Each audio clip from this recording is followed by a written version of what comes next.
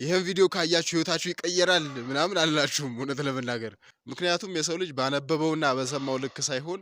በተገበረው ልክ ስለሚለወጥ ነገር ግን በጣም የሚያስገርም ጥናት ልንገራችሁ ምን መሰላችሁ ሳይኮሎጂስቶች አንድ ጥናት ማድረግ ፈለጉና 5 ጦጣዎችን ሰብስበው አመጡ በጦጣ ነው ደግሞ የዛሬው ከዛ እነዚህን 5 ጦጣዎች አንድ ጎጆ ቤት ውስጥ አስቀምጧቸው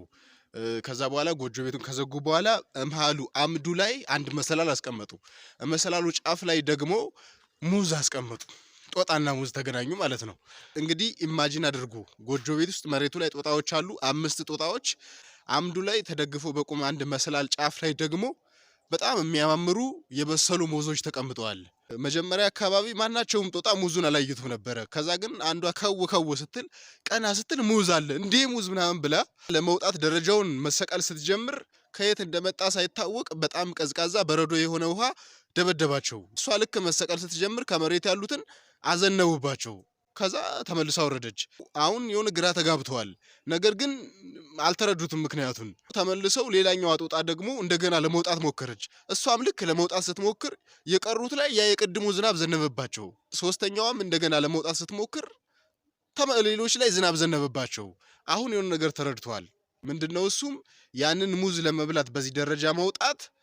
ያስቀጣል የሚል ነገር ተረድተዋል ከዚህ መረዳት በኋላ ከነሱ መካከል ማናቸውም ወደ ሙዙ ለመውጣት ከሞከረ ተሰብስበው ሄደው ይደበድቡታል አያስወጡትም ማንኛውም ከሞከረ በጋራ ሄደው ሌሎቹ ያንኛውን ይደበድቡታል አያስወጡትም ወደዛ ሊወጣ ሲል እንዲወጣ አይፈቅዱለትም ለመውጣት ከፈለገ ይደበደባል ከዛ በኋላ ሙዙም አለ ጦጣዎችም አሉ እየተያዩ መቀመጥ ብቻ ሆነ መራማሪዎቹ ከዚህ በኋላ ከ5ቱ ጦጣዎች መካከል አንዷን አስወጡና ሌላ አዲስ ጦጣ አስገቡ በሌላ ጦጣ ቀይሯት ይቻ አዲሷ ከገባች በኋላ ውሃ ምናምን አልተረጨችም ህጉን አታቅም በቃ መቼስ ከኋላ የመጣ አይናወጣ አይደለ ልክ ቀና ስትል ሙዝ አለ እንዴ ምድረውረውር ናቸው እንዴ ይሄን ያህል ሙዝ እዛ ተቀምጦ አያዩትም ለብር ነው የማይበሉት ብላ ለመብላት ከው እያለች ደረጃውን ለመውጣት ስትጀምር የቀሩት አራቶቹ መጥተው ቅጥቅጥ አድርገው ይደበድቧታል ወደዛ መውጣት እንዳትችል ያደርጓታል ማለት ነው እሷም ለምን እንደተደበደበች ባታቅም ነገር ግን ወደዛ መውጣት ወደ ሙዙን ለመብላት በደረጃው መውጣት እንደሚያስደበድብ ተረድታለች ማለት ነው አሁን ደግሞ ከቀሩት አራቱ ከነባሮቹ አንዷን በአዲስ ቀየሯት ተመራማሪዎች እንደዚህ ሁሉ ይችኛውም ለመውጣት ስትሞክር እንደዚሁ ተሰብስቡ አራቶችም ደበደቧት አሁን የተደባደቡት ይች አራተኛዋም አዲሷ ማለት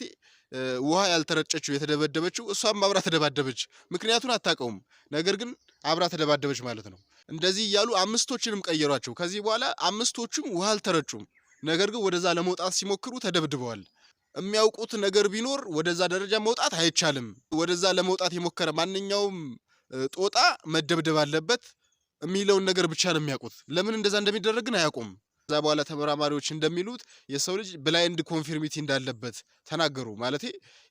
በማህበረሰቡ ውስጥ የሚያደርገው እያንዳንዱን ነገር የሚያደርገው ለምን እንደሚደረግ ጠይቆ ሳይሆን በቃ እንደዛ ስለሚደረግ ነው የሚያደርገው ማለቴ አይጠይቅም ሰውም እንደሚያደርገው ያደርጋል በቃ ከማህበረሰቡ ላለመነጠል ሲል ይሄ የመንጋነት ባህሪ ያለው ይከተላል ምንም ነገር አይጠይቅም በቃ ህይወቱን እንኳን የሚሰጥለትን ነገር በዛ ማህበረሰቡ ስለሚደረግ ብቻ ለሱ ትልቅ ነገር ኑሮት በእምነት ባስተሳሰብ በቃ ያንን ነገር አምኖት ተቀብሎት ለሱ በጣም ትልቅ ዋጋ ያለው ነገር እንኳን ለምን እንደሚያደርግ አያውቅም እና ደግሞ የሆነ ሰው አዲስ ሐሳብ ይዞ ሲመጣ ከዛ ማህበረሰብ የተለየ ነገር ይዞ ሲመጣ አይ እንደሱ አይደረግም በትክክለኛ መደረግ ያለበት እንደዚህ ነው ብሎ እንደማይፈቀድለት እንደማይቀበሉት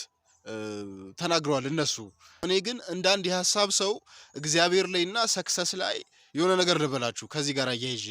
እኔ ሰክሰስ ላይ ብዙ ባዮግራፊ ለማጥናት ሞክሬያለሁኝ ዓለማችን ላይ በጣም ትልልቅ ነገር የሰሩ ሰዎች አይደለም ማህበረሰቡ የሚቀበለውን ሐሳብ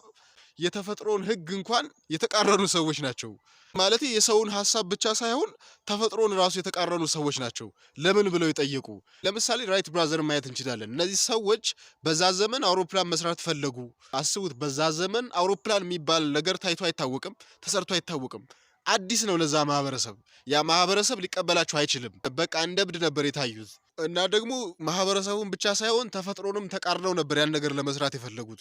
ምክንያቱም አንድ ነገር ወደ ላይ ለመብረር ግራቪቲ የሚባል ነገር አለ ወደታች ያወርደዋል የተፈጥሮን ህግ የሆነው ግራቪቲን ራሱ ተቃርነው ግራቪቲን አሸንፈው የሆነን ግዙፍ የብረት ስብስብ በሰማይ ላይ ማብረር ችለዋል ተፈጥሮንም ማህበረሰቡንም ተቃርነው ስለዚህ ከመንጋው ወጣ ብሎ ማሰብ ትልቅ ነገር እንድንሰራ ይረዳናል እውነት ለመናገር ነገር ግን እንደዚህ ስላችሁ ደግሞ ሶሻል አኒማል እንደመሆናችን መጠን የሰው ልጅ ሰው ከሌለ የሰው ልጅ ያለ ሰው ሊኖር አይችልም። ከማህበረሰቡ ጋርም ተስማምቶ መኖር ያስፈልጋል። የሚጠየቁ ነገሮችንም ግን መጠየቅ፣ ማሰብ ያስፈልጋል ማለት ነው። ሌላኛው ደግሞ እግዚአብሔር ነው። እኔ እግዚአብሔር ላይ በጣም ከሚገርመኝ ነገር መካከል አብዛኛው ሰው የእግዚአብሔር ተከታይ ነው። ምን መሰላችሁ ችግሩ? እግዚአብሔር እንድታምነው እንድትመካበት እንጂ እንድትከተለው አይደለም የሚፈልገው። ተከታይ ቢፈልግማ እኮ እንደ ሮቦት ዝም ብሎ ና በዚህ ውጣ በዚህ ግባ የሚባል